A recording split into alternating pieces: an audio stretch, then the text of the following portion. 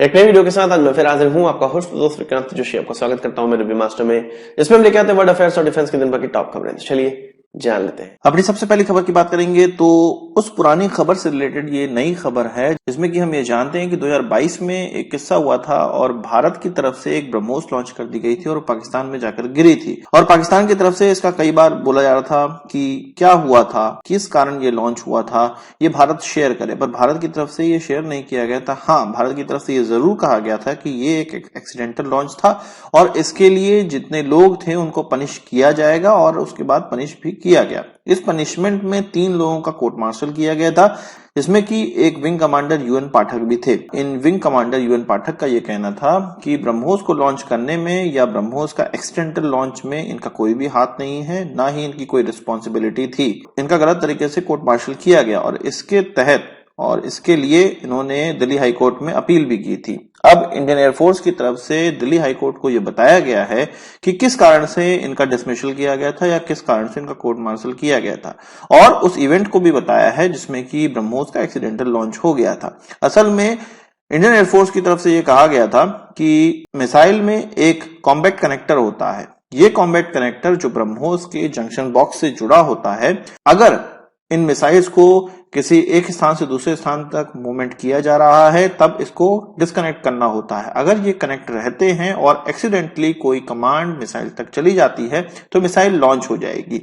ये चीज इन wing commander की जिम्मेदारी थी और अन्य 2 ऑफिसर्स की जिम्मेदारी थी कि ये सुनिश्चित करें कि जब इन मिसाइलों का अपने मोबाइल लॉन्चर में लगे हुए ही एक स्थान से दूसरे स्थान तक मूवमेंट होना है, तब ये कॉम्बैट कनेक्टर मिसाइल से अलग होने चाहिए, ताकि अगर कोई एक्सीडेंटल कमांड भी चला जाता है तो इन मिसाइलों तक कोई भी कमांड ना जाए और ये लॉन्च नहीं होंगे, जो कि इन ऑफिसर्स के द्वारा नहीं किया गया। इस कारण से इनको डिसमिस किया गया। डिसमिस किया गया, नहीं किया गया, क्यों किया गया, ये सब अलग मामला है। हमारा मामला ये है कि ब्रह्मोस एक्सीडेंटली लॉन्च कैसे हो गया था। तो यही कारण था, एक्सीडेंटली कोई कमांड गई और ये कनेक्टर जुड़े हुए थे और ब्रह्मोस लॉन्च हो गया। भारतीय एयरफोर्स की तरफ से कहा गया है कि इस जो एक्सीडेंटल लॉन्च है, इसके कारण इंडियन एयरफोर्स की जो छवि है वो इंटरनेशनली थोड़ी खराब हुई है, धूमिल हुई है। इस कारण से इनको डिसमिस किया गया। साथ ही साथ 25 करोड़ रुपए की एक मिसाइल होती है जो कि खराब हो गई, लॉन्च होके नष्ट हो गई। ये चीज भी इंडियन गवर्नमेंट का नुकसान हुआ है, इस कारण से इनको हटाया गया है। अब आप बताइए कि इनका डिसमिसल सही था, नहीं? अपनी राय बताइए। वैसे जो चीज सही थी वो इंडियन एयरफोर्स की तरफ से कर दी गई है। इंडियन एयरफोर्स की बात ही चली है तो अब म्यांमार की एक घटना की हम लोग बात कर लेते हैं, या म्यांमार से ये खबर आ रही है उसकी बात कर लेते हैं। एक ग्रुप है जो कि म्यांमार का ग्रुप है और जस्टिस फॉर म्यांमार इस ग्रुप का नाम है। इसकी तरफ से कहा गया है कि इंडियन एयरफोर्स के द्वारा कुछ 52 ऐसे आइटम्स म्यांमार की मिलिट्री के एयर विंग को दिया गया है जनवरी 2024 में, मतलब 2 महीने पहले, जिनमें से कुछ ऐसे कंपोनेंट भी हैं जो कि ऑटोमेटिक वेदर स्टेशंस में लगते हैं। और ये जो कंपोनेंट थे ऑटोमेटिक वेदर स्टेशंस के लिए, वो 15 की संख्या में इंडियन एयरफोर्स की तरफ से म्यांमार के लिए, म्यांमार की फोर्सेस के लिए, जुंटा फोर्सेस के लिए दिसंबर 2023 में इंस्टॉल किए गए थे और एक मेट्रोलॉजिकल इंस्ट्रूमेंट है।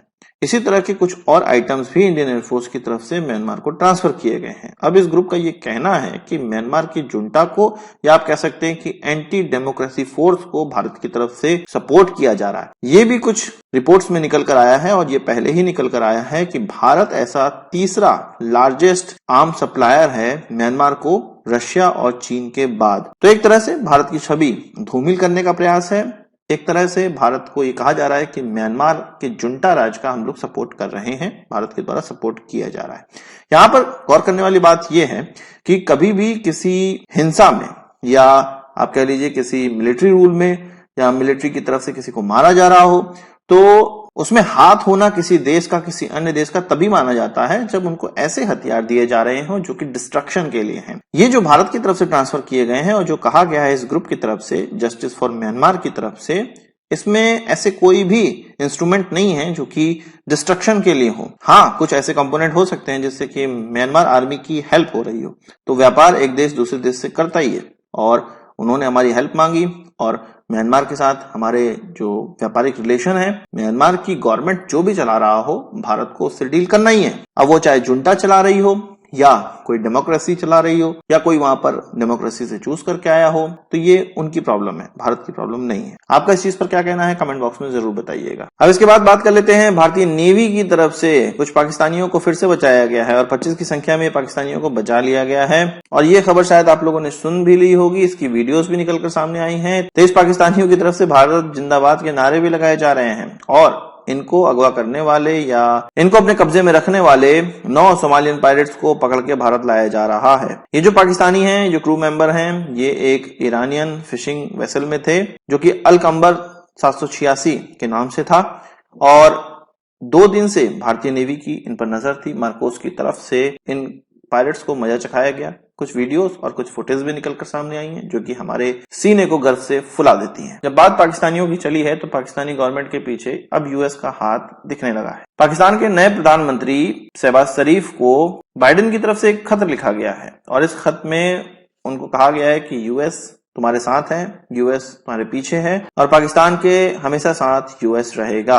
और ये जो लेटर है वो यूएस की एम्बेसी के द्वारा शेयर किया गया है। इसमें कोई बुराई नहीं है, बुराई बस ये है कि इससे पहले इमरान खान की जब गवर्नमेंट थी, बाइडेन ने सीधे मुंह कभी बात नहीं किया, उसको कभी बुलाया नहीं, उसकी कभी गवर्नमेंट की तारीफ नहीं करी। उस शहबाज शरीफ में ऐसा क्या है? असल में जो अभी पाकिस्तान में है वो यूएस बैक्ड गवर्नमेंट है, वो सभी लोग अब जान चुके हैं और आर्मी के कब्जे में वहां पर राजनीतियां हैं और आर्मी के कब्जे में वहां पे सरकारें हैं। तो सीधे सीधे हमें ये समझना चाहिए कि पाकिस्तान का पतन अभी हम लोग नियर फ्यूचर नहीं देखने वाले हैं जब तक यूएस उनके साथ है। हाँ, इमरान खान अगर होता तो उनका पतन निश्चित था। तो भारत के लिए कौन सा नेता सबसे अच्छा?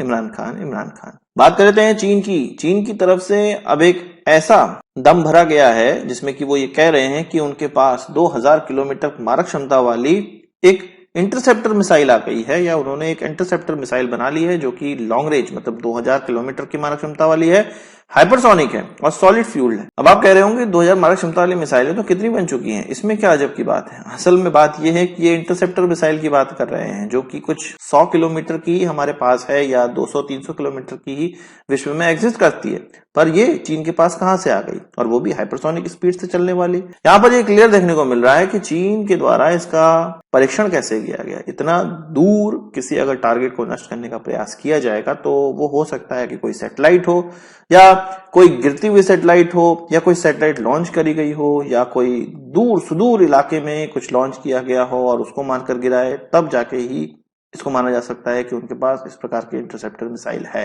इसका कोई ट्रायल नहीं किया गया, बस दम भर लिया गया है चीन की तरफ से। और अगर ट्रायल किया भी जाएगा तो ये इतना मुश्किल ट्रायल होगा किसी टारगेट को नष्ट करने के लिए जो कि जमीन पे हो दूर तक, वो तो किया जा सकता है, पर अगर किसी हवा में उड़ते हुए टारगेट को नष्ट करना है तो वो इतनी दूर टारगेट बना पाना थोड़ा मुश्किल होता है। वैसे चीन ने इसको किसी मिसाइल को मार गिराने के लिए नहीं डिजाइन किया है, इसको अवाक्स को मार गिराने के लिए और बॉम्बर्स को मार गिराने के लिए डिजाइन किया गया है। और हम जानते हैं कि चीन की नजर किस पे है? यूएस पे है और उन्हीं के एसेट्स को मारने के लिए इनको इस तरह की मिसाइलों को डिजाइन करना पड़ रहा है क्योंकि यूएस के एसेट्स बहुत दूर दूर है।